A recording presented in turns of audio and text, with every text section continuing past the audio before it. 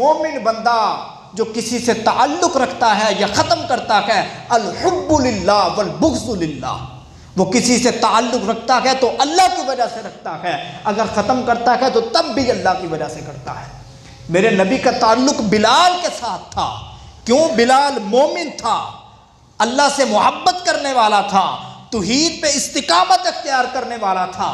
ابو جہل کے ساتھ میرے نبی کا تعلق نہیں تھا، کیوں؟ وہ اللہ کا نافرمان تھا، وہ اللہ کا انکاری تھا، وہ اللہ کی صفتوں کے اندر، اللہ کی ذات کے اندر دوسروں کو شریک کرتا تھا۔ تو اس لیے آج ہمیں بھی چاہیے کہ ہم نبی پاک صلی اللہ علیہ وسلم کے طریقے پہ چلتے ہوئے کسی کے ساتھ تعلق رکھنا ہے تو اللہ کی رضا کو مقدم رکھنا ہے، جب کسی کے ساتھ تعلق کو ختم کرنا ہے تو ختم کرنے کی وجوہات وہ ہونی چاہیے، ختم کرنے کی وجہ وہ ہونی چاہیے جو اللہ کے نبی نے وجہ اختیار کی ہے۔ لیکن آج ہم دیکھیں، میں اور آپ اپنے گریبانوں میں جنگ کے تنہائی میں بیٹھ کر سوچیں کہ ہم جن کے ساتھ تعلق کو ختم کر کے بیٹھے ہوئے ہیں، ہم رشتہ داریوں کو توڑ کے بیٹھے ہوئے ہیں، وہ کون سی وجوہات ہیں، وہ کون سی وجہ ہے کہ جس وجہ سے ہم اپنے رشتہ دار سے ناراض ہیں؟ تو یقین جانیے 100 میں سے 99 بندے وہ ہوں گے جو اپنے ذاتی مفادات کی وجہ سے تعلق کو ختم کرتے ہیں، جو اپنی ضد و عناد کی وجہ سے تعلق کو ختم کرتے ہیں۔ صرف ایک آدھ بندہ وہ نظر آئے گا جو اللہ کی رضا کے لیے تعلق کو ختم کرتا ہے۔ آج ہم اللہ کی رضا کے لیے تعلق ختم کرنا یہ پسند نہیں کرتے، بلکہ کیا مشرک، کیا زانی، کیا شرابی، کیا چرسی، سب کے ساتھ ہمارا تعلق ہے، لیکن ایک رشتہ دار نمازی ہے، تقوی والا ہے، اس کے ساتھ ہمارا رشتہ دار ناراض ہوگا۔ تو اس لیے آج ہمیں سوچنا چاہیے کہ ہم کس روش پہ چل رہے ہیں۔ سنیے، اللہ کے نبی پاک صلی اللہ علیہ وسلم نے فرمایا کہ لا يدخل الجنت قاطع، جو دنیا کے اندر بلا وجہ فضول اپنی ضد و عناد کو آگے رکھ کر اپنی ذات کی خاطر لوگوں سے ناراض ہوتا رہا، اللہ اس کا جنت کے اندر داخلہ روک دے گا۔ اور میں نے اس سے پہلے بھی ذکر کیا کہ اس سے بڑا بدقسمت بندہ کوئی نہیں ہوگا جو کلمہ گو ہونے کے باوجود جنت میں جانے سے روک دیا جائے گا۔ تو اس لیے ہمیں اپنی ذات کو، اپنے عناد کو، اپنے بغض کو، اپنے حسد کو، اپنے کینے کو پیچھے رکھنا ہوگا۔ کیوں؟ ہماری تلاش جنت ہے، اور اس تلاش کے اندر اس جیسے گناہ رکاوٹ بن جاتے ہیں، اور ہم نے اس تلاش میں، اس رستے میں ہر اس رکاوٹ کو دور کرنا ہے جو جنت میں جانے سے ہمیں روکتی ہے، اور ہر وہ سبب اختیار کرنا ہے جو جنت میں جانے کے لیے راستے کو آسان کر دیتا ہے۔ اور وہ سبب، ان اسباب میں سے یہ ہے کہ ہم دوسروں کے ساتھ اچھے طریقے سے پیش آئیں، ہم اخلاقیات کا مظاہرہ کریں، اچھے تربیت یافتہ ہونے کا ثبوت دیں۔ کسی نے اگر گالی دے دی، کسی نے برا بلا کہہ دیا، کسی نے الزام تراشی کر دی، کسی نے کردار کشی کر دی، تو اس کو ذہن میں رکھ کر تعلق کو ختم نہیں کر دینا، بلکہ اللہ کی رضا کے لیے اس کو معاف کرنا ہے۔ اللہ اکبر۔ سنیے، حضرت ابن مسعود رضی اللہ تعالی عنہ اپنے حلقہ درس کے اندر اعلان کرتے ہیں کہ میں قسم دے کر تم کو کہتا ہوں کہ جو لوگوں کے ساتھ قطع تعلقی کرنے والے ہیں وہ میرے حلقہ درس سے اٹھ جائے۔ پوچھنے والے نے پوچھا کیوں؟ فرمایا اس لیے کہ ہم اللہ سے دعا کرنے کے لیے بیٹھے ہیں، اور جو بندہ رشتہ داروں سے، اپنے قریبیوں سے، اپنے ہمسایوں سے، مسلمانوں سے قطع تعلقی کرتا ہے، اللہ تعالیٰ اس کی دعا کو رد فرما دے گا۔ دعاؤں کی قبولیت نہ ہونے کی ایک وجہ یہ ہے کہ ہم اپنے دلوں کے اندر دوسروں کا بغض رکھتے ہیں، ہم اپنے دلوں کے اندر دوسروں کا عناد رکھتے ہیں۔ آج میرے سمیت ہم سب سوچیں ہماری دعائیں قبول کیوں نہیں ہوتی؟ کہیں یہ وجہ تو نہیں باندھ رہی؟ ہر بندہ چاہتا ہے کہ میرا اللہ میری ہر دعا کو قبول کرے، لیکن بعض دعائیں قبول نہیں ہوتی۔ بندہ دن رات 5 نمازوں میں فرض کے بعد وہ دعا کرتا ہے، اس کے باوجود وہ قبول نہیں ہوتی، تو سوچنا چاہیے نا وہ قبول کیوں نہیں ہو رہی، کیا وجوہات ہیں؟ کہ ان وجوہات میں یہ وجہ تو نہیں ہے کہ میرا کوئی عزیز مجھ سے ناراض ہے۔ ایک اور سنیے حدیث، حضرت ابو ہریرہ رضی اللہ تعالیٰ عنہ ایک محفل کے اندر بیٹھے ہیں اور اعلان کرتے ہیں کہ جو کوئی اپنے قریبی رشتہ دار سے ناراض ہے وہ میری محفل سے اٹھ جائے. کوئی نہ اٹھا. پھر کہا میں تمہیں اللہ کی قسم دے کر کہتا ہوں جو اپنے کسی قریبی رشتہ دار سے ناراض ہے وہ اٹھے. پھر کوئی نہ اٹھا. تیسری مرتبہ پھر اللہ کی قسم دے کر ان کو کہا کہ جو بھی کوئی ناراض ہے تو اٹھ جائے.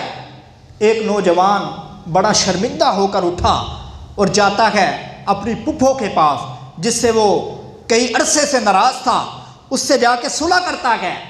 پھپھو پوچھتی ہے اے میرے بھتیجے کیا وجہ ہے جو تجھے آج یہاں کھینچ لائی ہے, اتنا عرصہ تو میرے پاس نہیں آیا.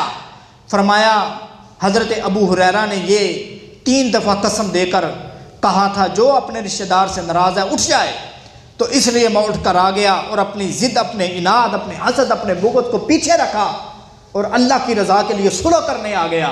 پھپھو نے کہا جا کر پوچھ ابو ہریرہ سے کہ اس نے یہ عمل کیا کیوں ہے. وہ نوجوان دوبارہ حضرت ابو ہریرہ کی خدمت میں آتے ہیں. فرماتے ہیں اے صحابی رسول بتائیے کہ آپ نے یہ کیوں ایسے کیا. فرمایا میں نے اس لیے 3 دفعہ قسم دے کر اپنی مجلس سے تجھے اٹھایا کیونکہ میں نے نبی علیہ الصلوۃ والسلام سے سنا ہے کہ جب بنی آدم کے اعمال اللہ کی بارگاہ عالیہ میں پیش ہوتے ہیں تو اللہ تعالیٰ ایسے بندے کے عمل کو قبول نہیں فرماتا, نیکیوں کو قبول نہیں فرماتا جو دنیا کے اندر اپنے رشتہ داروں سے ناراض تھا. کیا فائدہ ایسی نیکیوں کا, کیا فائدہ ایسے حج کرنے کا, ایسی زکوٰۃ ادا کرنے کا, ایسی نمازیں پڑھنے کا, ایسے روزے رکھنے کا جو ہمیں جنت میں نہیں لے کر جا رہے. یہ بڑی غلط فہمی ہے کہ میں نماز 5 وقت کی پڑھتا ہوں, میں نے حج کر لیا ہے, میں زکوٰۃ ادا کرتا ہوں, میں صدقہ دیتا ہوں, لہذا میں جنت میں چلا جاؤں گا. نا میاں, جنت کا سودا اتنا سستا نہیں ہے, وہ جنت اتنی آسانی سے نہیں مل جائے گی.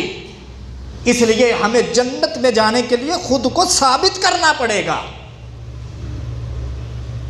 تو اس لیے جنت میں جانے کے لیے خود کو ثابت کرنے کا ایک ذریعہ یہ بھی ہے کہ ہم اپنے دلوں کے اندر دوسرے لوگوں کے باروں میں بغض نہ رکھیں. سنیں ایک حدیث اور اس حدیث کو بیان کرنے کے بعد اگلی وجہ بیان کریں گے.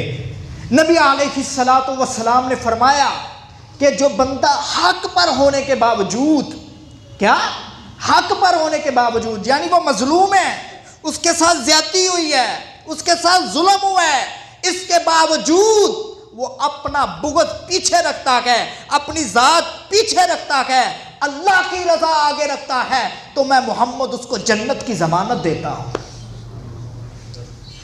آج کوئی چودھری ضمانت دے دے تیرا میٹر لگے گا بجلی کا, یقین دہانی ہوتی ہے کہ نہیں ہوتی کہ ہون تے پکا ہی لگ سے. کوئی چودھری ہونا ضمانت دے دیتی ہے, اور خود سوچو جس کو ضمانت خود محمد عربی دے رکھے ہو. اتنا سچا کہ جب اعلان نبوت کیا, کہا پہاڑ کی پچھلی جانب سے دشمن حملہ کرنے آ رہے ہیں, میری بات مانو گے؟ سردار اوپر آئے, دیکھنے لگے, لڑائی کسی سے نہیں, جھگڑا کسی سے نہیں, جنگ کسی سے نہیں, ہمارے اوپر کون حملہ کرے گا؟ اور فوج بھی نظر نہیں آ رہی, لشکر بھی نظر نہیں آ رہا. میرے نبی نے کہا اب میں محمد کہتا ہوں دشمن کی فوجیں آ رہی ہیں تم پر حملہ آور ہونے کے لیے, کیا میری بات مانو گے؟ سب نے کہا ہماری آنکھیں دھوکہ کھا سکتی ہیں لیکن محمد کی زبان سے نکلی ہوئی بات کبھی جھوٹ نہیں ہو سکتی. یہ تو کافروں کا بھی عقیدہ اور نظریہ ہے. یہ تو میرے نبی کے دشمن بھی مانتے تھے کہ محمد سے زیادہ سچا کوئی نہیں. کافر تو اپنی جگہ, مسلمانوں کا اعتقاد تو اس پر اور زیادہ ہے. مسلمان تو یہ سوچنا بھی کفر سمجھتے ہیں کہ میرے نبی کی زبان سے کوئی ایسی بات نکلے جو حقیقت پر مبنی نہ ہو, بلکہ میرے نبی کی زبان سے اللہ فرماتا ہے سورہ نجم میں ان ہوا الا وحی یوحا, اس کی زبان سے وہی نکلتا ہے جو میں رب اس کی زبان پہ جاری کرتا ہوں. اور رب نے میرے محمد کی زبان پہ یہ جاری کروایا کہ میرا محمد اپنی امت کو بتا دے جو حق پر ہونے کے باوجود جھگڑا چھوڑ دیتے ہیں, رشتہ داری بچا لیتے ہیں, میں محمد اس کو جنت کی ضمانت دیتا ہوں. اللہ اکبر. ایک مشرک ہو گیا جس کی بخشش نہیں ہوگی, شرابی ہو گیا. یہ 2 وجوہات پچھلے جمعے آپ نے سنی. تیسری وجہ آج جو لوگوں کی چغلیاں کرتے ہیں, غیبت کرتے ہیں. اور چوتھی وجہ جو قطع تعلق ہی کرتے ہیں. 5ویں وجہ کہ جب اللہ کے سامنے ایک مسلمان کے اعمال پیش ہوتے ہیں تو وہ قبول نہیں ہوتے، وہ پانچویں وجہ یہ ہے کہ جو دنیا کے اندر اپنے والدین کا نافرمان تھا۔ میں ایک منظر تھوڑا سا آپ کے سامنے پیش کرتا ہوں مختصر سا وقت میں۔ اللہ تعالیٰ نے قرآن